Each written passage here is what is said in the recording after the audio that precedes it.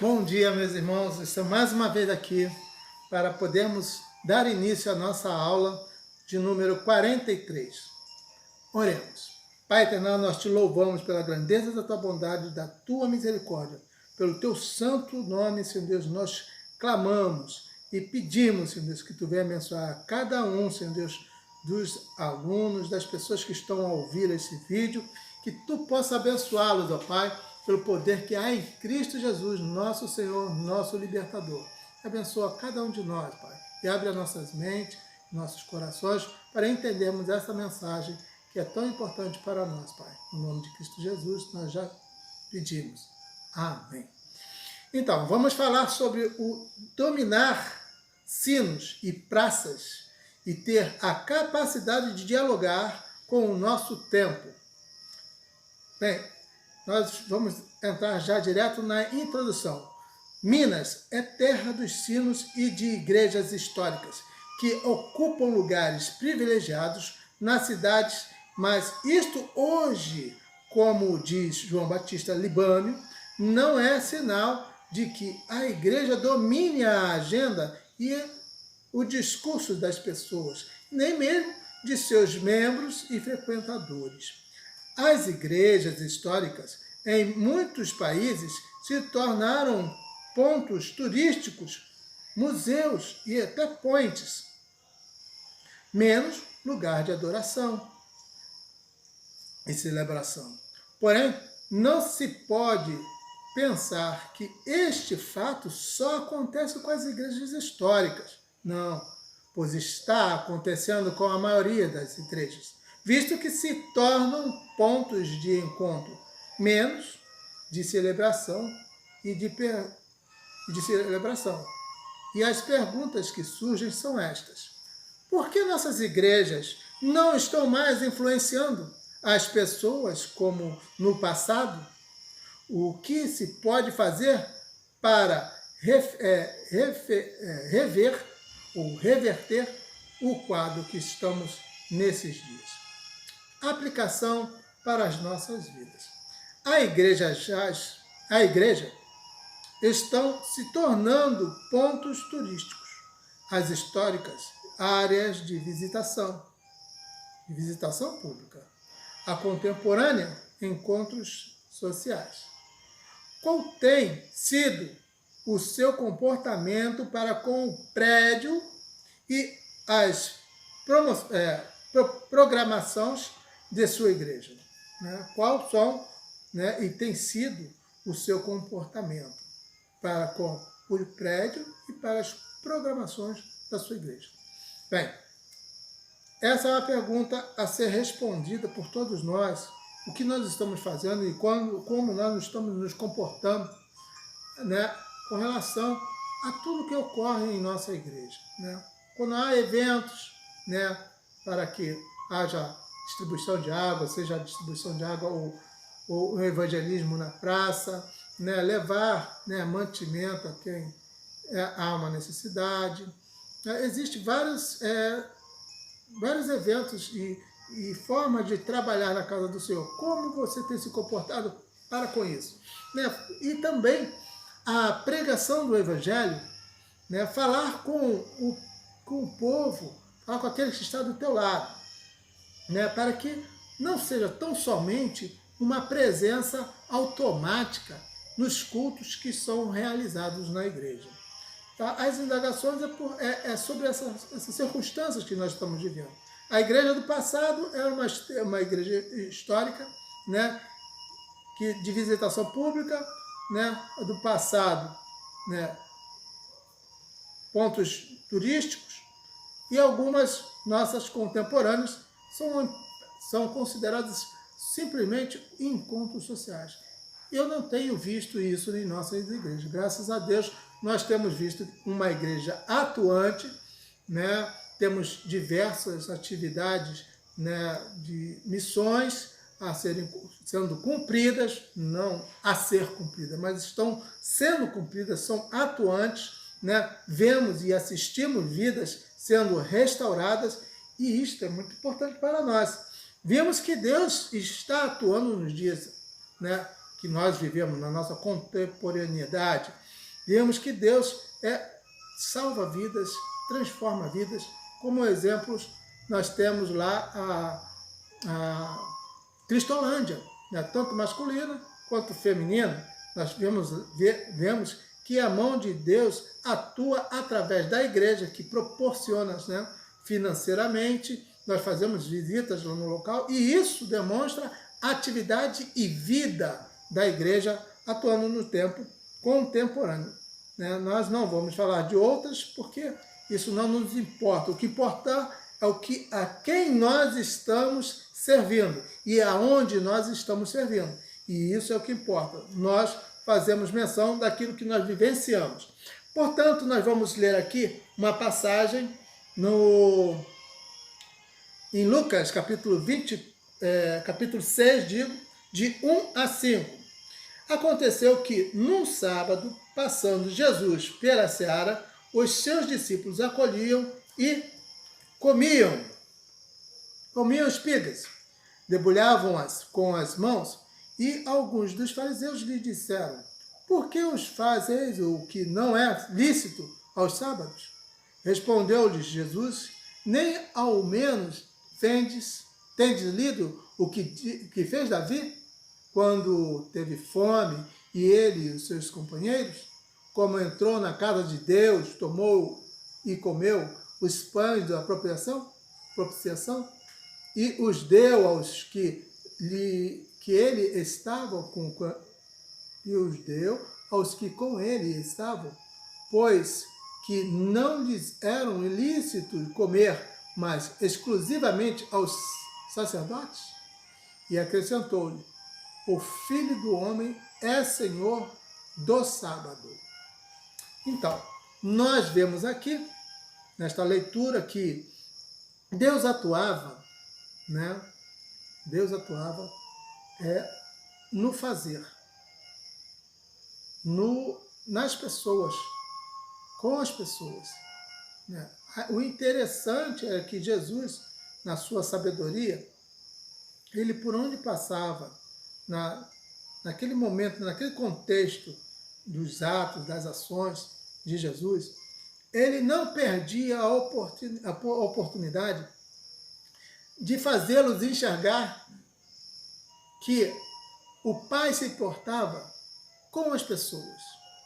Aqueles fariseus, né, eles estavam simplesmente se importando com a taxatividade da lei, ou dos critérios impostos ali na escrita, na positividade da lei, o que estava escrito na lei, não o que a lei intentava para os corações das pessoas, em prol das pessoas, mas sim o rigor da escrita. Jesus não se preocupava com isso. Jesus se preocupava com aquilo que as necessidades dos corações estavam à sua frente para poder auxiliá-los, a amá-los, a curá-los, a direcioná-los. E era isso que Jesus se preocupava. Então ele dialogava com as pessoas na sua proximidade, no seu tempo. Tendo aqui agora no tópico 1, dialogando com a agenda do nosso tempo. E era o que Jesus fazia, né? Aqui o nosso autor, ele aponta para o seu dia de vivência, desde a sua fase de criança até a sua fase adulta. E ele percebeu da seguinte forma, que quando ele era criança, ele escolhia ir à igreja. Ele não escolhia ir à igreja. A família dele o levava.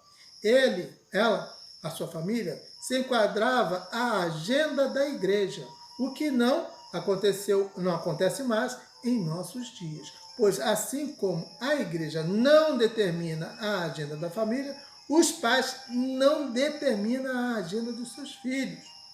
Na minha infância, diz o escritor, a adolescência e a sua juventude, via a maioria dos membros indo à igreja no domingo, pela manhã e à noite.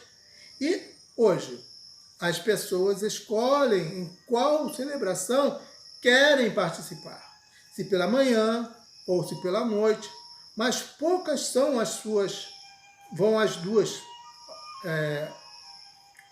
eventos. A quase totalidade dos membros participam da vida e da dinâmica da igreja. Hoje, poucos fazem isso.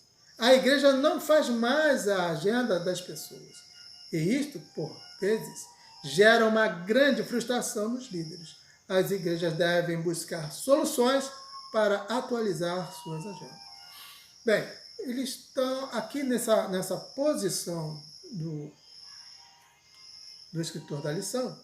Ele está apontando de uma necessidade de atualização de horários, né, por causa das divergências, das oportunidades das pessoas que não são daquela igreja, né, de estarem ali na igreja.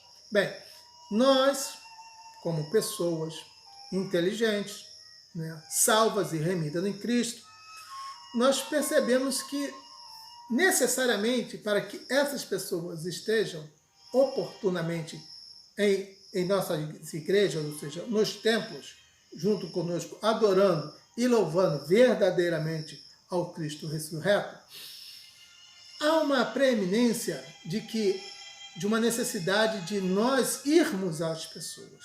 Ou seja, tá? Ele aqui mais adiante irá comentar sobre a questão de fazer um culto em casa, né? As igrejas devem buscar soluções para atualizar essa sua agenda, considerando que as pessoas trabalham em dias e turnos diferentes, de estudo, casa, família. Então, ele vai sugerir que nós alcancemos ou vamos de encontro a essas pessoas. Como nós poderemos fazer isso? Né? Nós poderemos fazer cultos domésticos, né? Convidar os nossos vizinhos, né? No trabalho, na escola, no caminho, no caminhar, no passeio, onde quer que nós estejamos. A Bíblia diz o seguinte, que aonde tiver 2 ou 3, ele se faria presente.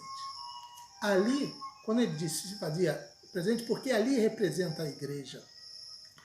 A igreja, né, é a vida das pessoas, né, é o templo do Espírito Santo, é o nosso corpo. Portanto, é de supra importância entendermos que o Senhor, nosso Deus, né, ele se faz presente aonde estiver 2 ou 3. Vamos ler aqui em Mateus 24, de 9 a 13. Então vos hão de entregar para seres atormentados, matar-vos-ão, e sereis odiados de todas as nações por causa do meu nome. E nesse tempo muitos serão escandalizados, e trair-se uns aos outros, e uns aos outros se odiarão.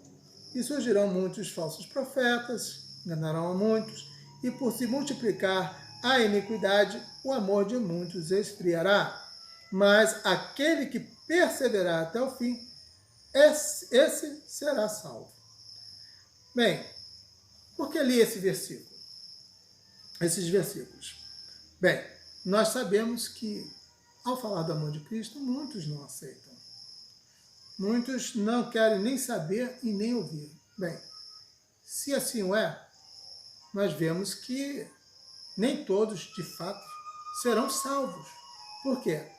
Nós, embora nos aproximemos dessas pessoas, elas também terão a oportunidade de dizer sim ou não ao amor de Deus. O que importa é que nós saiamos do nosso lugar de comodidade e vamos ao encontro dessas pessoas. Certamente, essas pessoas, né,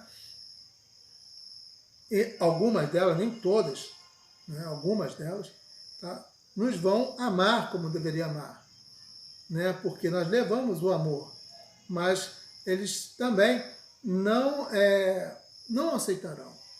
E isso, né, vai acontecer e é profético. né? Muitos serão escandalizados e trair-se-ão uns aos outros, e outros, né, se odiarão. Por causa de quê? Por causa do amor de Deus. E isso assim foi também com Jesus Cristo. Jesus também não salvou a todos, salvou alguns que estavam ao seu redor. Então ele disse certa feita que ele não dispensou todos aqueles que o Pai enviava a ele, né, não dispensava. Então, aqueles que vêm a nós temos que ter essa percepção para não tirar a oportunidade desses de conhecer a Deus, porque nós temos a palavra viva e eficaz para poder dizermos a esse que a salvação é para todos aqueles que vêm a Cristo Jesus. Né? Esse é o diálogo, né, com a agenda do nosso tempo. Né? Podemos, sim, falar do amor de Deus a qualquer tempo e também até fora de tempo, né, para que Deus venha operar e obrar através de nós. E para que as vidas fossem transformadas e abençoadas por Jesus Cristo. Né? E ele também refez essa agenda religiosa e não tentou enquadrar as pessoas nesta agenda. Ele está falando o quê? Que Jesus ia até as pessoas e se enquadrava nas agendas da pessoa. Por exemplo, a mulher samaritana. Ele sabia que a mulher ia estar lá. Ele se aproximou e antecipou a presença dela para que ela tivesse acesso a ele. Ele não se posicionou num lugar e para chamamento das outras pessoas. Ele se antecipou no tempo dela. Enquanto ela tirava a água, ele citou algumas poucas palavras que fez com que ela viesse a ter interesse por aquilo que ele oferecia. Então, baseado nisso, é que nós vamos propor às pessoas, de forma inteligente, de forma, digamos, que com toda destreza, para podermos acessar essas pessoas. Então, adaptar-se a esse novo tempo para alcançar maior número de pessoas faz-se necessário. Caso seja preciso mudar a hora até de celebração da escola, né, que essa colocação aqui está na lição, tá, é de competência do pastor, e nós, né, como servos, como membros da igreja, somos, né, levados à obediência, né, a um consenso, a colocar na balança para ver se há necessidade realmente dessa modificação. Aqui ele propõe, tá, a mudança de horário de escola para que as mais pessoas participem, fazendo desta forma a agenda da sua igreja. Bem, prossigamos. O tópico 2 agora. Comunicando com a presente geração. Né? Aqui diz que hoje, em nosso país, mais de 80% da população vive nos grandes centros, e nós continuamos com um discurso rural. Bem, a fala de Jesus naquela época, quando ele utilizava de parábolas, ele fazia com que as pessoas, né, tivessem entendimento com base naquilo que elas conheciam. Por exemplo, o grão de mostarda. Né? Se a tua fé foi do tamanho de um grão de mostarda, então ele pegou uma materialidade de conhecimento de todos, que era notório a todos, não tinham como se esconder, né, o tamanho de um grão de mostarda, e ele faz com que a pessoa pare para pensar, para imaginar, para confabular consigo mesmo o tamanho que a sua fé poderia até ter, e qual seria o efeito, né, dessa pequena fé em relação da grandeza do que o Deus Todo-Poderoso poderia fazer por ele. Então, essa materialidade, esse ponto de apoio, para que abra na mente do indivíduo, tá, um modo para que ele venha raciocinar ou pôr em prática os seus pensamentos voltados para a dimensão da grandiosidade do reino de Deus, ele pede para que nós venhamos utilizar da mesma técnica para os nossos dias. E isso é importante para nós, porque com essa forma de atividade, nós poderemos, sim, alcançar os corações. E isso já foi exemplificado pelo próprio Cristo. Só que nós devemos, conforme o nosso escritor idealizou a lição, nós devemos também fazer essa adaptação nos nossos dias, né? Quando Jesus termina o Sermão da Montanha, é outra exemplificação. O autor ressalta, e aconteceu que, concluindo Jesus este discurso, né, do Sermão da Montanha, a multidão se admirava da sua doutrina, porquanto ensinava tudo, né, com muita autoridade. E assim devemos ser, com convicção. Por quê? Nós vivenciamos nessa contemporaneidade a realidade do amor de Deus, tá? A transformação real de nossas vidas. Você tem um exemplo ali na Cristolândia, os efeitos que Cristo faz na vida das pessoas.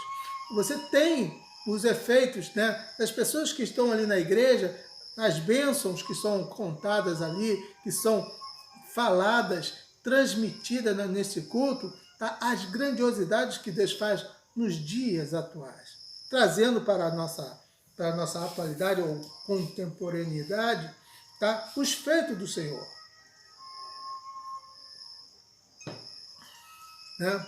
Esse tipo de dificuldade, de modernização, tá? De determinadas formas de aplicabilidade da palavra, né? Das expressões, também aqui na aplicação a nossa vida está escrito assim: há alguns anos, os batistas elaboraram um hinário para o culto cristão a partir do cantor cristão e fez ajustes nas letras, trocando palavras que haviam perdido sentido, enquanto o tom para a voz do brasileiro revisado também, né?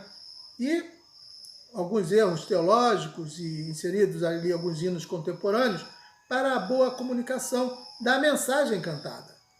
Mas, assim, também, muitos reclamaram, murmuraram e até boicotaram o novo hinário. No entanto, a reedição foi necessária, embora não tenha sido compreendida.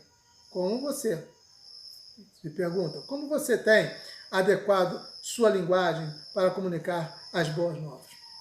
Vemos aqui, né, irmãos, que existe uma certa resistência para o novo. Realmente que nós devemos ter toda a cautela para que, ao introduzirmos novos conceitos, novos valores, novas ideias, elas têm que ser realmente peneiradas, ser analisadas, tá? Não é de qualquer forma, não é de qualquer maneira, mas temos que fazer tudo, né, com ordem e decência. E é assim que a palavra de Deus nos ensina. Agora o tópico 3, indo aonde as pessoas estão.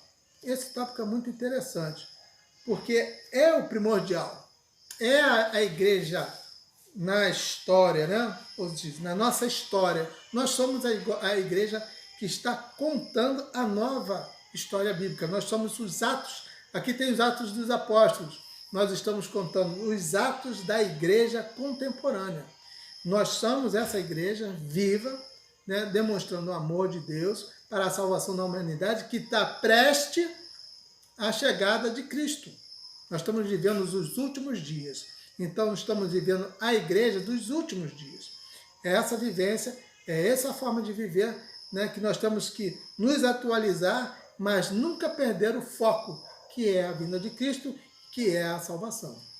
Então, uma vez que a igreja não é mais o centro da vida das pessoas, conforme diz Libani, determinando o discurso e a agenda das mesmas, como a igreja irá alcançar estas pessoas? É uma pergunta.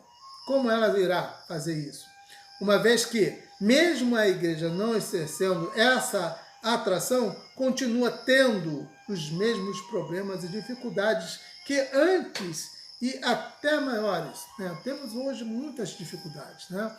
Sabemos que temos igrejas que estão fugindo fora do foco principal, que é Cristo, né? A Bíblia é cristocêntrica, né? A igreja ela deve ser cristocêntrica, não costumeira, né? Não para a glória do homem, é para a glória de Deus. Ali não está um palco de apresentação para a amostragem de feitos humanos, mas sim para a amostragem dos grandes feitos de Deus em nossas vidas, as transformações da vida, né? As curas divinas, né? As promessas divinas para a vida das pessoas que estão inseridas na palavra de Deus. E eu escrevi aqui um texto, tá? Com relação a essa pergunta e o meu pensamento com relação a este assunto. E diz o seguinte no meu apontamento. Quando Jesus disse, derrube este templo e eu erguerei em 3 dias, ele se reportava ao seu corpo. Logo, o templo trata-se de corpo. E ainda, quando aquela mulher do poço de Samaria, ela perguntou, Senhor, onde devemos adorar? E Jesus disse, com toda clareza, vocês adoram aquilo que não sabem, mas haverá um dia, e agora é esse dia, o que importa é que os verdadeiros adoradores o adorem em espírito e em verdade.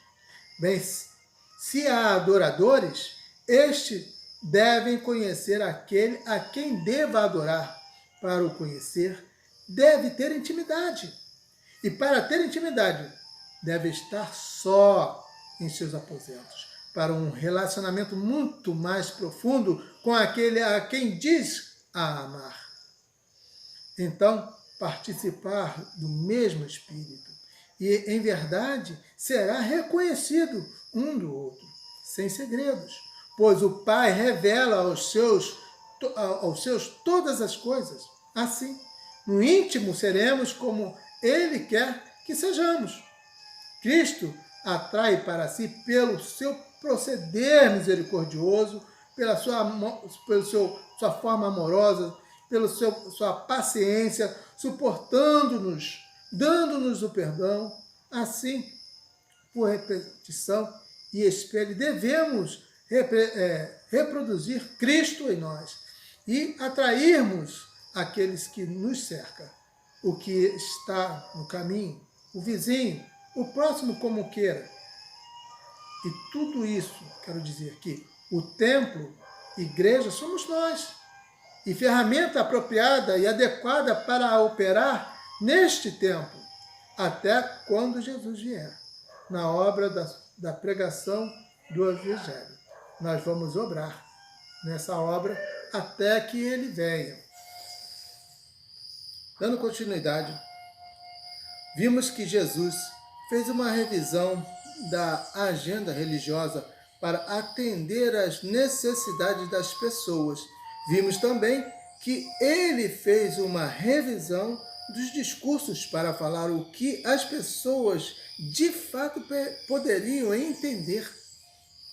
Ele também fez uma revisão quanto ao local do culto, pois vai dizer à mulher samaritana que importava que os que os adorem, ou que o adorassem em espírito e em verdade. E Jesus exercia um ministério itinerante, ia aonde as pessoas estavam.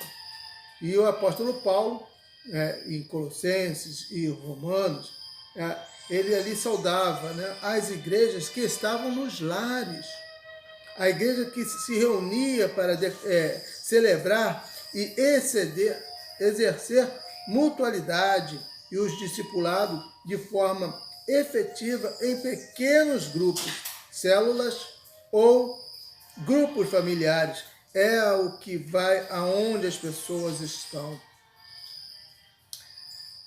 Por fim, nada adianta manter as celebrações nos mesmos dias e horários e as pessoas não podem comparecer para celebrar, pois mais importante é que a igreja vá ao encontro delas e celebre com elas a graça de Deus.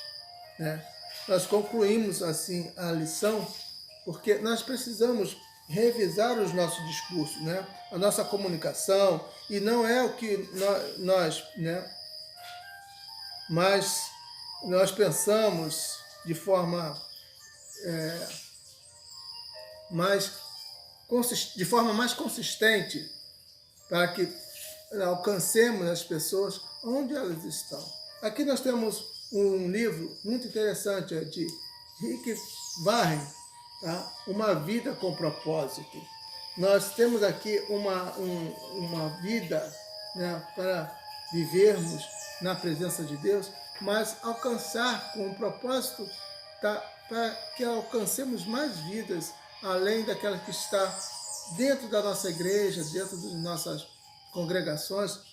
E a palavra diz que nós temos que levar o evangelho a todo tempo, a qualquer tempo.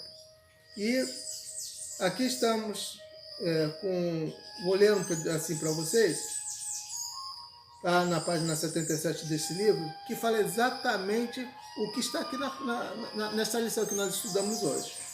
A adoração não é parte da sua vida, é sua vida. A adoração a Deus não se limita aos cultos na igreja, pois nos foi dito: esteja sempre na sua presença. Cantem glórias e louvores ao Senhor desde o nascer até o pôr do sol. Na Bíblia, as pessoas louvavam a Deus no trabalho, em casa, nas batalhas, na prisão e até mesmo na cama. Louvar deve ser uma primeira atividade assim que abrir os olhos pela manhã, e a última atividade ao fechá-lo à noite. Eu darei graças ao Senhor o tempo todo, disse Davi. Minha boca sempre te louvará. Cada atividade pode ser transformada em um ato de adoração, quando realizada para louvar, glorificar e agradar a Deus. A Bíblia assim o diz: assim quer vocês comam, bebam ou façam qualquer outra coisa, faça tudo quanto a glória de Deus, para a glória de Deus. Então, assim nós concluímos a nossa lição e vimos que a graça de Deus, ela tem que ser alcançada a todos, aqueles que estão ao nosso redor. Faça isso. Ore a Deus. Se fortifique para que a palavra do Senhor venha nos orientar e nós, com sabedoria, passá-la para o próximo. Vamos orar. Senhor Deus, nosso Pai, nós te agradecemos por esse dia, te agradecemos por essa lição que nos foi dada, e por isso nós te exaltamos e te glorificamos, porque tu és bom e a tua misericórdia dura para sempre. Pai, tu és um Deus excelente, e esse Deus excelente nós devemos propagá-lo para quem quer que esteja ao nosso alcance. Deus abençoe, que seu dia seja um dia abençoado. Fique com Deus.